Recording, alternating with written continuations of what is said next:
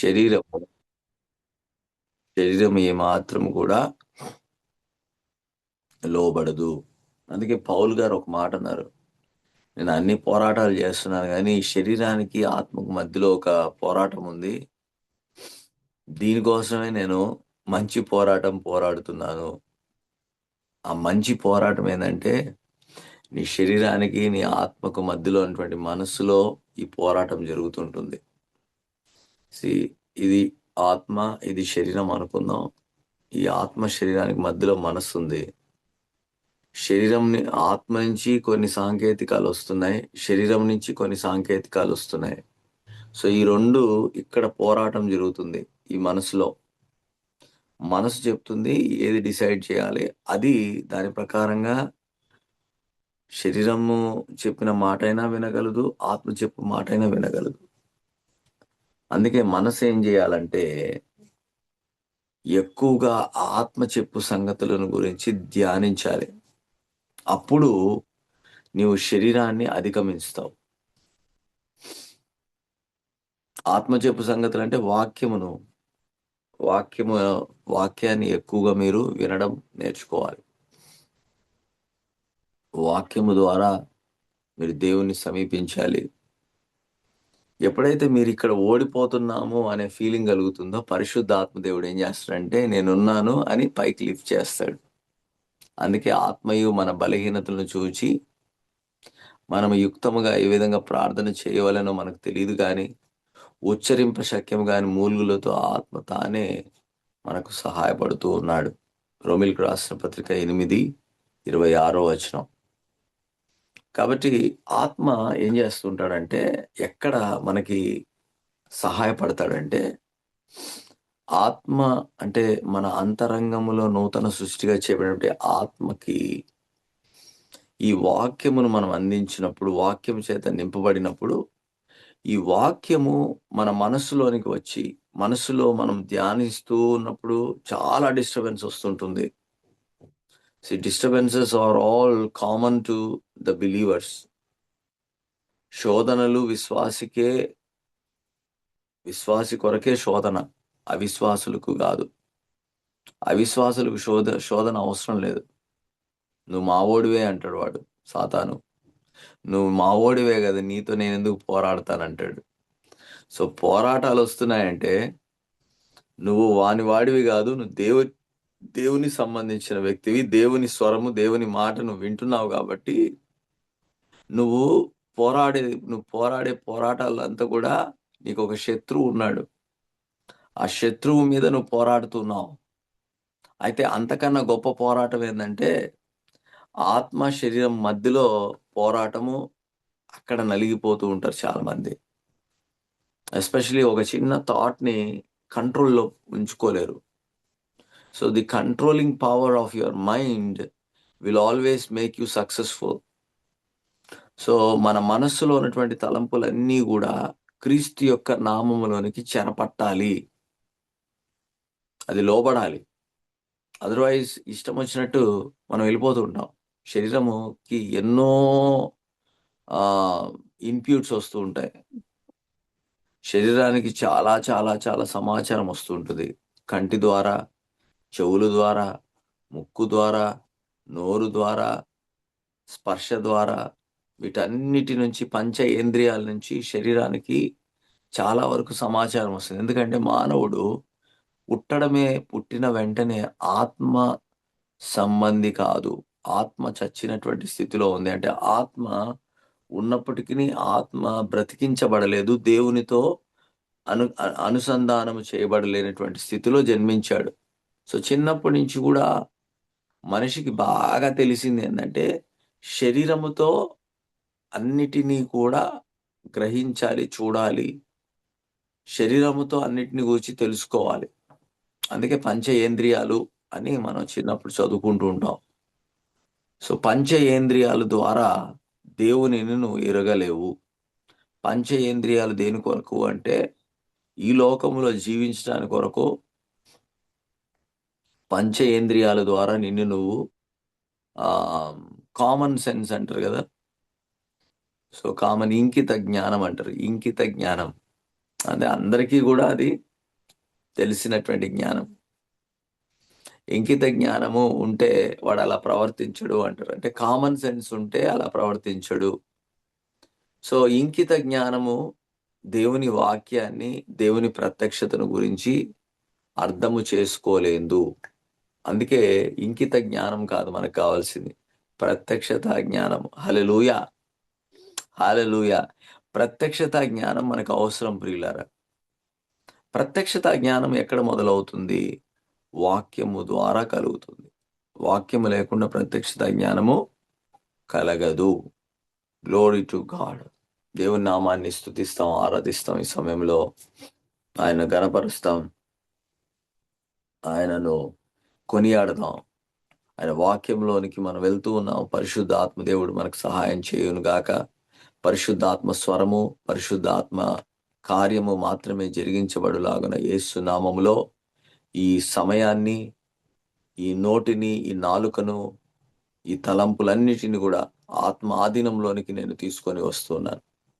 ఓ హల్లెలూయా. Thank you Lord. Thank you Jesus. Thank you Lord. ఓ హల్లెలూయా. Glory to God. Glory to God. Glory to the name of Jesus. Jesus, name above all names, beautiful Savior, glorious Lord, Emmanuel, God is with us, blessed Redeemer, living word.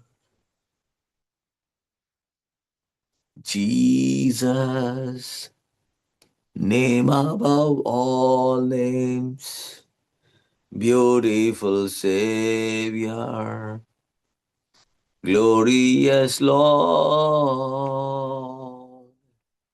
Emmanuel, God is with us, blessed Redeemer, living word. Hallelujah, hallelujah. ఆయన అన్ని నామముల కంటే హెచ్చైనటువంటి నామము కలిగిన వాడు, రక్షించేటువంటి హృదయము, రక్షణ కార్యము జరిగించేవాడు, మహిమతో కూడినటువంటి దేవుడు. ఇటువంటి దేవుణ్ణి మనం కొనియాడకుండా ఉండలేము, కీర్తించకుండా ఉండలేము. అందుకే దేవుణ్ణి ప్రేమించు వారికి, అనగా ఆయన సంకల్పము చొప్పున పిలువబడిన వారికి మేలు కలుగుటకై సమస్తము సమకూడి జరుగునని మనము గ్రహిస్తున్నాం. దేవుని ప్రేమించు వారికి అంటే ఏంటి? How do you know that you love God? I love God by I obey, and I know God personally and I obey him. So ప్రేమించడము అంటే ఆయన ఆజ్ఞను గైకొనడమే. యోహాను పత్రికలో మనం చూస్తే, నువ్వు దేవుణ్ణి ప్రేమిస్తున్నావు అని చెప్పి ఆయన ఆజ్ఞను గైకొనకపోతే ఆయన ప్రేమించినట్టే. ఎవరైనా మీతో, మీ ఇంట్లో, మీ కుటుంబంలో ఉన్నటువంటి వారిని మీరు ఎక్కువగా ప్రేమిస్తున్నారు అనుకుందాం. మీరు ఏం చేస్తారు? ఖచ్చితంగా వాళ్ళు మీ మాటను వినాలనుకుంటారు. అరే, నేను ఇంత ప్రేమిస్తున్నాను, వాడు నా మాట వినడే అని అంటారు. సో ఎందుకు? మీరు ఈ ప్రేమించే కొలది వానిని సరైనటువంటి మార్గంలో నడిపించాలని కోరుకుంటారు. ప్రేమిస్తున్నారు అని వదిలిపెడతామా? ఏమండి? వాడిని ప్రేమిస్తున్నాము అని చెప్పేసి వాళ్ళని వదిలిపెట్టాం కదా. వారిని ఏం చేస్తాం? కొన్ని సూచనలు ఇస్తాం. నువ్వు ఇలా ఉండు, ఇలా మార్చుకో, ఇలా నువ్వు అభివృద్ధి చెందు, ఇలాగ నేను నీకు సహాయపడతాను. ఎప్పుడు కూడా వాని వెంట మనం వెళ్తూ ఉంటాం. We become a backup. When we love them, we follow what he is doing. వాళ్ళు ఏం చేస్తుంటారు, వారికి ఏది అవసరం, వారికి ఎటువంటి పరిస్థితిలో మనము సహాయపడాలని అనుకుంటాం. అంతేకాకుండా వారితో ఎప్పుడు కూడా సహవాసం కలిగి ఉండాలని ఇష్టపడుతూ ఉంటాం. We long to be with them when we love them. So, మనం ఏదైనా చెప్పినప్పుడు వాళ్ళు గాని ఆ మాట వినలేదనుకోండి. ఉదాహరణకు మనం ప్రేమిస్తున్నాం. నువ్వు సాయంత్రం 6:30కొచ్చి ఆ బట్టల షాప్ దగ్గరికి రా. నేను నీకు బట్టలు కొనిద్దాం అనుకుంటున్నాను. ఆ బట్టలు కొనిస్తానని చెప్పకుండా, ఆ బట్టల షాప్ దగ్గర ఉన్నటువంటి అడ్రెస్ చెప్పి నువ్వు అక్కడికి రా అన్నావనుకో. వినండి జాగ్రత్తగా. మీ ఇంట్లో వాళ్ళనే. మీరు ఉద్యోగం జేస్తున్నారు. సాయంత్రం మీరు ఫోను జేశారు మీ కుమారుడికి. నువ్వు నేరుగా 6 గంటలకి ఆహ్, వీఆర్‌సీ సెంటర్‌కి రా అని చెప్పాం. వీఆర్‌సీ సెంటర్ దగ్గరికి రమ్మని జెప్తే, ఇతను లేదు నాకు వేరే పనుందని జెప్పేసి వేరే చోటకెళ్ళాడనుకో. ఖచ్చితంగా ఇతను ఏదైతే సూచన ఇచ్చాడో దానికి అవిధేయత చూపించినట్టే. దానివల్ల తన కుమారుడు ఏం పోగొట్టుకుంటున్నాడంటే, ఈయనిచ్చే బహుమానాన్ని పోగొట్టుకుంటున్నాడు. అంతేగాకుండా బహుమానం పోగొట్టుకోవడం ఒక ఎత్తయితే, ఈయన మనస్సులో, ఈయన హృదయములో హర్ట్ చేశాడు. అతనిని లక్ష్య పెట్టలేదు కాబట్టి, అతను హృదయములో నొప్పించబడ్డాడు. పరలోకపు తండ్రి గూడా నిన్ను ప్రేమిస్తున్నాడు అన్నప్పుడు, ఆయన నిన్ను నడిపించాలనుకుంటాడు. ఆయన నీకు సహాయపడాలనుకుంటాడు. ఆయన తన స్వరాన్ని నీకు తెలియపరిచినప్పుడు, ఆ స్వరానికి నువ్వు విధేయత చూపించాలనుకుంటాడు. అంతేగాకుండా నువ్వు ఆయన స్వరముతో ఎప్పుడు కూడా అంటుకట్టబడి, ఆ స్వరమును వింటూ నడవాలనుకుంటాడు. అయితే నువ్వేం జేస్తున్నావు? ఎయిదర్ స్వరం దగ్గరికి రావట్లా, స్వరాన్ని వినట్లా, రెండోది విని కూడా స్పందించలేదు. ఈరోజు ఎంతమంది క్రైస్తవులు అలా ఉన్నారు? అందుకే దేవుని ప్రేమించు వారికి అనే మాట పెట్టాడక్కడ. ఆయన సంకల్పం చొప్పున పిలువబడ్డం అనేది ఆయన చేసాడు ఆల్రెడీ. కానీ దేవుని ప్రేమించు వారికి అనే మాటుంది. ఈరోజు నువ్వు ఆయనను ప్రేమించగలిగితే, ఆయన మాటను గైకొన్నట్లయితే సమస్తము సమకూడి జరుగుతుంది. All things work together for your good. Because you love him. You love him. Hallelujah! Glorious God. Glorious God. మహిమతో కూడినటువంటి ఈ వాక్కు దేవుని వాక్కై ఉన్నది. దీంట్లో మొట్టమొదటిగా గ్రహించవలసిందేందంటే, నేను దేవునికి దగ్గరవ్వాలంటే ఆయన మాటను వినాలి. ఆయన మాటకు విధేయత చూపించాలి. విధేయతతో కూడినటువంటి మాట క్రియలో మనం కనపరచగలం. క్రియలు లేని విశ్వాసం మృతం అని చెప్పినట్లుగా, నీకు అందించబడినటువంటి స్వరాన్ని నీవు దాన్ని గ్రహించి, దాని ప్రకారం జీవించాలి అనే ఒక ఇష్టాన్ని నువ్వు తెలియపరిస్తే చాలు. దేవుడేం చేస్తాడంటే, తన కృప ద్వారా నిన్ను నడిపిస్తా ఉంటాడు. ఆయన ఆత్మ చేత నువ్వు నడిపించబడతావు. ఎందరైతే దేవుని ఆత్మ చేత నడిపించబడతారో వారందరూ దేవుని కుమారులై ఉంటారు. ఈరోజు నువ్వు కుమారుడివై ఉన్నప్పుడు, ఆయన ఆత్మ చేత నువ్వు నడిపించబడుతున్నప్పుడు, నువ్వు ఆత్మ యొక్క ఐక్యతలో ఉన్నటువంటి వాడువగా సహవాసం చేసినప్పుడు, నీకు ప్రత్యక్షత కలిగినప్పుడు, నీవు ఆ ప్రత్యక్షతలో నిలిచి ముందుకు సాగి వెళ్తున్నప్పుడు, నీకు అర్థమవుతుంది క్రైస్తవ జీవితం అంటే ఇలాగా అని. Otherwise being a Christian is very hardship. ఈ లోకంలో ఎంతో భారంగా క్రైస్తవత్వాన్ని, అరే! నేను వేరే చోట పుట్టింటే బాగున్ను. వేరే స్థలంలో నింటే బాగుండు. వేరే దేశంలో నింటే బాగుండు. సంపన్నుల ఇంటిలో, కుటుంబంలో నేను జన్మించుంటే బాగున్ను. ఇట్లా చాలా చాలా తలంపులొస్తూ ఉంటాయి. కానీ నేను జెప్తున్నాను, నువ్వు ఎక్కడున్నా సరే, ఎలాంటి కుటుంబంలో నువ్వున్నా సరే, ఎలాంటి సోషియో ఎకనామిక్ కండిషన్‌లో నువ్వున్నా సరే, దేవుడు నిన్ను వ్యక్తిగతంగా ఆయన సంకల్పము చొప్పున నువ్వు పిలువబడ్డావు. అందుకే ఆయన ఏం కోరుకుంటున్నాడంటే, నువ్వు ఆయన్ను ప్రేమించు వాడవుగా ఉండాలనుకుంటున్నాడు. అందుకే కీర్తనకారుడు 91వ అధ్యాయం ఆఖరి వచనాల్లో, నేను దేవుని ప్రేమించుచున్నాను గనక దేవుడు నన్ను తప్పించెను. ఈరోజు నువ్వు తప్పించబడుతున్నావు అంటే కారణం ఏంటంటే, నువ్వు దేవుని ప్రేమించే వ్యక్తివి. అంటే ఆయన వాగ్దానాన్ని, ఆయన ఆజ్ఞలను గైకొనే వ్యక్తివి. ఎప్పుడైతే ఆయన వాగ్దానాలను మనం గైకుంటామో ఖచ్చితంగా నువ్వు తప్పించబడుతున్నావు. నేను దేవుని నామమును ఎరిగి ఉన్నాను గనక నేను గనపరచబడుతున్నాను.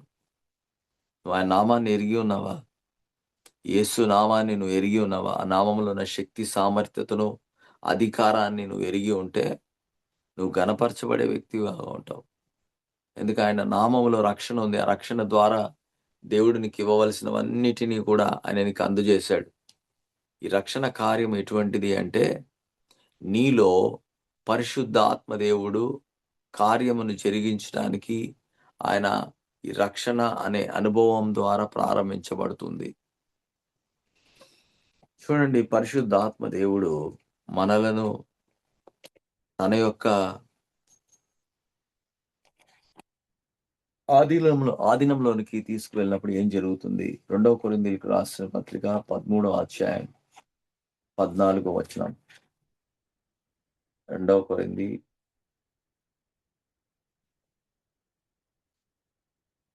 13వ అధ్యాయం 14వ వచనం. ఇక్కడ ఏమని రాయబడిందంటే, ప్రభువైన యేసు క్రీస్తు కృపయు, దేవుని ప్రేమయు, పరిశుద్ధాత్మ సహవాసం మీకందరికీ తోడై ఉండును గాక. తోడై ఉండును గాక అంటే ఇమ్మానుయేలు దేవుడు ఎలాగ తోడై ఉంటాడంటే, తండ్రి యొక్క ప్రేమ, కుమారుడైనటువంటి యేసుక్రీస్తు యొక్క కృప, పరిశుద్ధాత్మ సహవాసం, ఈ 3 కలిపితే తోడై ఉండును గాక. తండ్రి ప్రేమ నీకు తోడై ఉండును గాక. పరలోకపు తండ్రి నిన్ను ప్రేమించువాడై ఉన్నప్పుడు, ఆ ప్రేమలో నువ్వు నిలిచి ఉన్నవాడగా, ఆ ప్రేమను గుర్తెరుగువాడవుగా ఉంటే, ఆయన నీకు ఎల్లప్పుడూ తోడై ఉన్నాడు. ఆ ప్రేమ నీకు తోడై ఉన్నాడు. ఆయన ప్రేమించడం అనేది శాశ్వతమైన ప్రేమ. విడువక నీ ఎడల కృప చూపిస్తున్నాడు అనంటే, ఆ కృప కూడా శాశ్వతమైనది. ఈ 2 కూడా ఆయన వైపు నుంచి ఆయన చేసేటువంటి కార్యాలు. అవి ఎప్పటికీ మారవు. తండ్రి ప్రేమ మారదు. కుమారుడైనటువంటి యేసుక్రీస్తు యొక్క కృప మారదు. అయితే పరిశుద్ధాత్మ సహవాసములో నీ యొక్క ప్రమేయం ఉంది. ఏంటి అంటే, నువ్వు ఆత్మ చెప్పు సంగతులు వినే వ్యక్తివిగా ఉండాలి. ఆత్మ సహవాసము దగ్గరికి నువ్వు రావాలి. పరిశుద్ధాత్మ దేవుని సహవాసంలో ప్రార్థన ద్వారా నువ్వు దేవుని దగ్గరికి వచ్చినప్పుడు, ఆ సహవాసం ఏం చేయబడాలంటే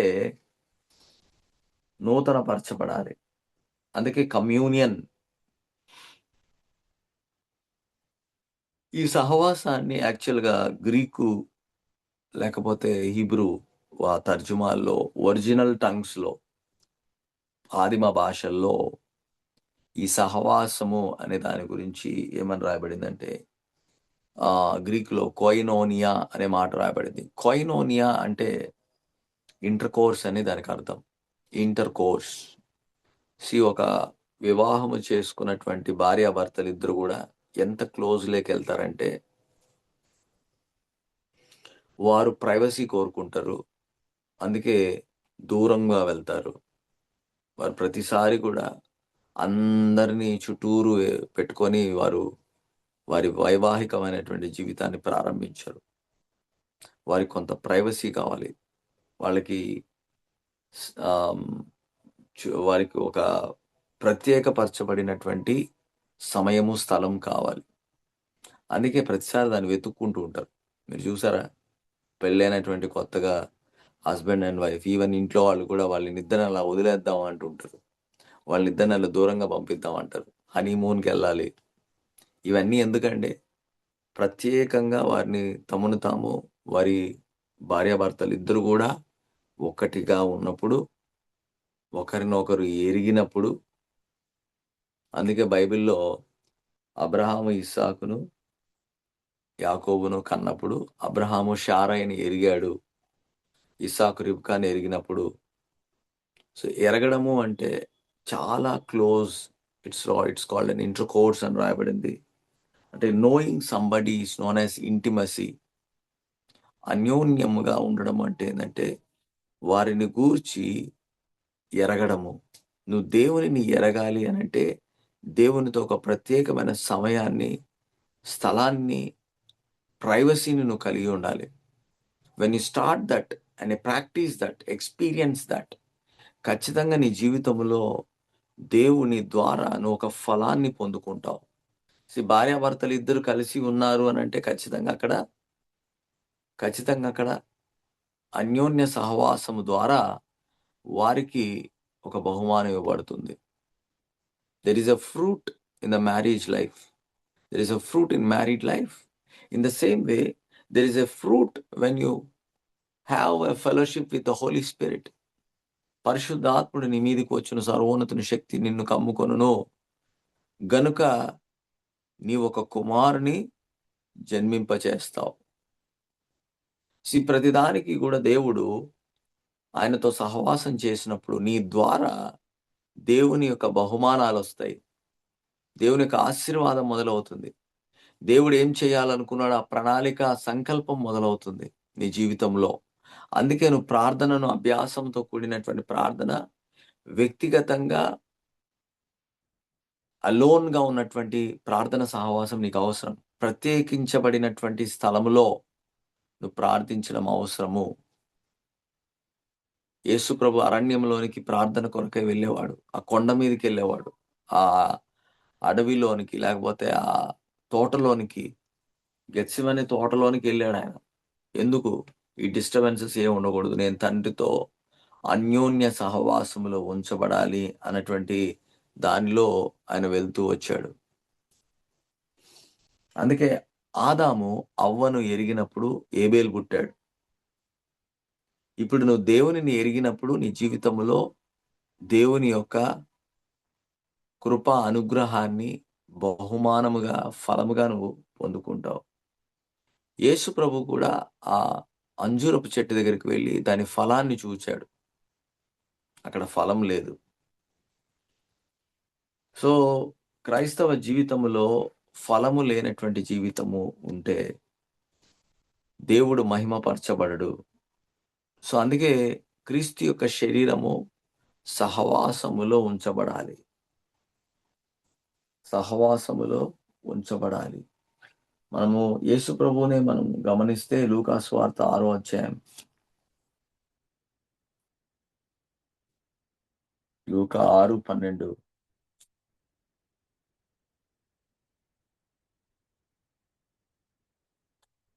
ఆ దినముల యందు ఆయన ప్రార్థన చేయుటకు కొండకు వెళ్ళి దేవుని ప్రార్థించుట యందు రాత్రి గడిపెను. రాత్రి అంతా కూడా ప్రార్థన చేయుటకు ఎక్కడికి వెళ్ళాడంటే కొండ మీదకి వెళ్ళాడంట. కొండ మీదకి వెళ్ళాడు. కొండ మీద ఏముంటుంది? అక్కడ మనుషులు లేనటువంటి స్థలంలోనికి వెళ్ళాడు చెప్పాలంటే. ఎందుకంటే ఎవ్వరు కూడా డిస్టర్బ్ చేయకూడదు. Your night with God is something amazing. Intimacy. ప్రార్థన చేయడు కానీ కొండ మీదకి వెళ్ళాడు. ఎందుకు అంటే ఆయన తన్ను తాను ఆత్మచేత శక్తిమంతుడుగా మార్చబడి, ఆత్మచేత ప్రేరేపించబడిన వాడు తోడై ఉన్నాడు.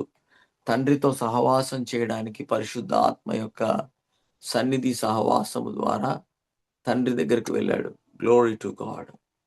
Glory to the name of Jesus. We thank God for this word.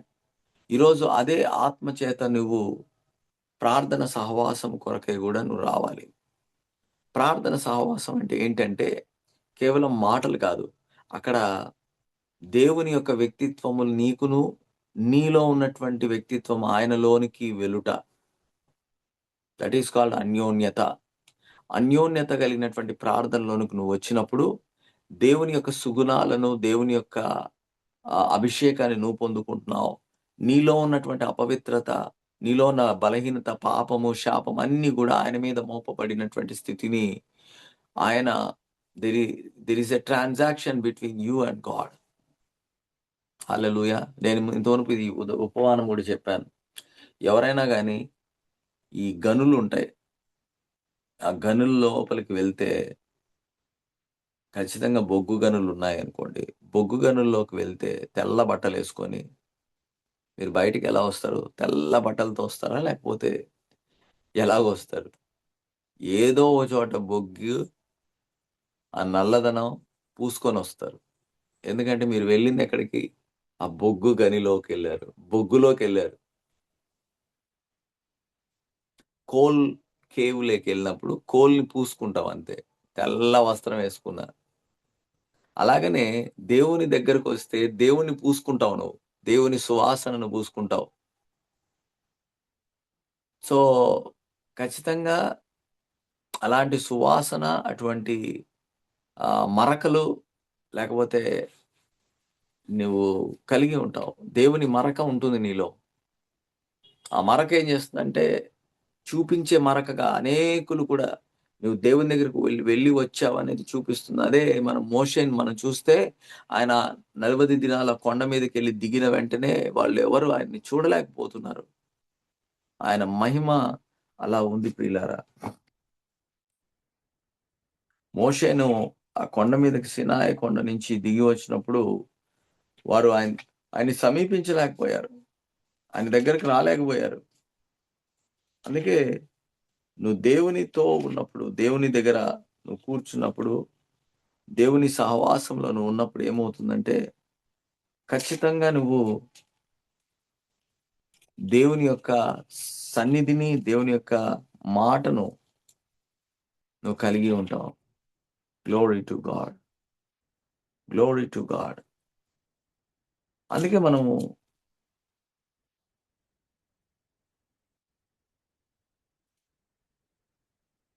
వాక్యము ద్వారా దేవుడనగా ఎవరో అనేది మనం ఎరగినప్పుడు, పరిశుద్ధాత్మ ద్వారా మనకి ఆ సహాయము ద్వారా అన్యోన్య సహవాసములో మనం నిలిచి ఉన్న వారంగా ఎంచబడతాం. That is why we need to spend time in the word, then we have to thank him, then we have to praise him, then we have to worship him. After that, we come to God in prayer. When we pray in the spirit, ఖచ్చితంగా మన యొక్క పరిస్థితిని దేవుడు ఎరిగినటువంటి వాడుగా ఆయన మనకు జవాబునిచ్చేవాడుగా ఉంటాడు. సో ఈ మాటలన్నీ కూడా మీరు విని ఉన్నారు. ఈరోజు మనము అభ్యాసం చేద్దాం. సో దేవుని నామాన్ని మనం కలిగి ఉన్నాం. దేవుని నామం యొక్క అధికారాన్ని నేను కలిగి ఉన్నాం. ఆయన వాక్యము ద్వారా ఆయనను తెలుసుకుంటున్నాం. ఈరోజు పరిశుద్ధాత్మ దేవుడు మన ప్రార్థన కొరకై సహవాసములో మనం నిలిచి ఉన్న వారముగా ఉంచబడుదుము గాక. ఓ హల్లెలూయా. Thank you Lord Jesus. Thank you Lord Jesus. Glory to God. Glory to the name of Jesus. ఒకసారి ప్రార్థన చేసుకుందాం. Let us turn to God now. Look towards God. We just want to thank him for this time, for this day. యేసయ్యా నీకు వందనాలు. తండ్రి అయిన దేవా, మీ ప్రియకుమారుడైనటువంటి యేసుక్రీస్తు నామములో విన్నటువంటి వాక్యములో నుంచి నాయన మేము ఎలాగా ప్రార్థన జీవితము కొనసాగించబడాలి, ప్రారంభించబడినటువంటి ఈ సహవాసము మేము ఇంకనూ నూతన పరచబడి లోతైనటువంటి అనుభవాన్ని మీతో మేము కలిసి ఉండునట్లుగా మాకు సహాయపడమని కోరుచు. మిమ్మల్ని మేము సేవించుట్లో, మీ పరిచర్ని జరిగించుట్లో మాకు మీ కృపను అనుగ్రహించమని కోరుతున్నాం. మీ కృపను విస్తరింపచేయండి. నా కృప మీకు చాలునని సెలవిచ్చారు. ప్రభువైన యేసుక్రీస్తు యొక్క కృప మీకు తోడై ఉండునని సెలవిచ్చారు. మీ తండ్రి యొక్క ప్రేమను మనం గుర్తెరిగి పరిశుద్ధాత్మతో సహవాసమందు ఎడతెగక ఉండునట్లుగా ఈ ప్రార్థన జీవితాన్ని మాకు శక్తివంతంగా, బలముగా మేము ఉండునట్లుగా సహాయపడమని కోరుచున్నాం. మీ మీద మేము ఆధారపడుతున్నాం. ఈ దినమంతటికి కావాల్సినటువంటి మీ కృపా సమాధానం, సంతోషాలను ప్రభా మెండుగా మాకు దయచేవాడు అని మీకు కృతజ్ఞతాస్తుతులు చెల్లిస్తున్నాం. తమ దేవుని ఎరుగు వారు బలము కలిగి గొప్ప కార్యములు చేస్తారని చెప్పిన మాటల ప్రకారం మిమ్మల్ని మేము ఎరిగినటువంటి వారముగా, బలమైనటువంటి కార్యాల కొరకై మేము నియమించబడ్డాం. మా ద్వారా ఈ కార్యాలు మీరు జరిగిస్తున్నందుకే మీకు స్తోత్రాలు చెల్లిస్తున్నాం. యేసు నామములో ఈ ప్రార్థనను, స్తుతిని, ఆరాధనను మీకు చెల్లిస్తూ యేసు నామములో ప్రార్థిస్తున్నాము తండ్రి. ఆమెన్. మన ప్రభువైన యేసుక్రీస్తు యొక్క కృప, పరమతండ్రి దేవుని యొక్క ప్రేమ, పరిశుద్ధాత్మ యొక్క అన్యోన్య సహవాసం మనతోనూ సకల పరిశుద్ధులతోనూ ఇప్పుడును ఎల్లప్పుడూ సదాకాలము తోడై ఉండి నడిపించును గాక. ఆమెన్. దయచేసి మీరు 6 వరకు ప్రార్థనలో ఉండండి. ఇప్పుడు చెప్పబడినటువంటి సంగతులన్నిటి ద్వారా ఈ అభ్యాసాన్ని, ప్రార్థన అభ్యాసాన్ని మీరు కలిగి ఉండాలని కోరుచున్నాను. మరి తిరిగి మనం రేపు ఉదయకాలమున 5 గంటలకి దేవుని సన్నిధిలోనికి కూడి వస్తాం. సో ఈరోజు చాలామంది జాయిన్ అయ్యారు. చంద్రకళ సిస్టర్, దినకర్, అలాగా ఇంకొకరు దిల్లు, ఎలిజబెత్ రాణి, సుమాలిని, జాకిరా షేక్, లక్ష్మి, మంజుల, రిషిత, సాగరిక, షారోన్, సాలమన్, సుధారాణి, సునీత, ప్రియమైనటువంటి సహోదరి సహోదరులారా, దేవుడు మిమ్మల్ని దీవించి ఆశీర్వదించినందుకై, మీరు ఈ ఆశీర్వాదముతో కూడినటువంటి ఈ గంటలో, ఈ గడియలో ప్రార్థన కొరకై మీరు వచ్చినందుకై నేను దేవునికి ఎంతో కృతజ్ఞతాస్తుతులు చెల్లిస్తున్నాను. ఈ 40 దినాలు మీరు ప్రార్థన జీవితము, ప్రార్థన అనుభవాలను ఖచ్చితంగా మీరు మాతో షేర్ చేసుకోండి. వాట్సాప్లో మీరు you can share that in the WhatsApp how you have been experiencing God. దేవుణ్ణి మీరు ఎలాగా అనుభవ రీతిగా తెలుసుకున్నారు, అనుభవ రీతిగా ఆయన ఎలా ఎరుగుతున్నారు అనే దాని గురించి ఖచ్చితంగా మీరు మాతో షేర్ చేసుకోండి. సంఘంలో కూడా మీకు సమయం ఇస్తాను. వచ్చే ఆదివారము సంఘములో కూడా మీరు షేర్ చేసుకోవచ్చు. కాబట్టి జ్ఞాపకం ఉంచుకోండి, ఈ 40 దినాలు మనకు కంటిన్యూ అవుతాయి. కాబట్టి మనం progressively we are becoming better each and every day. God bless you all. Amen.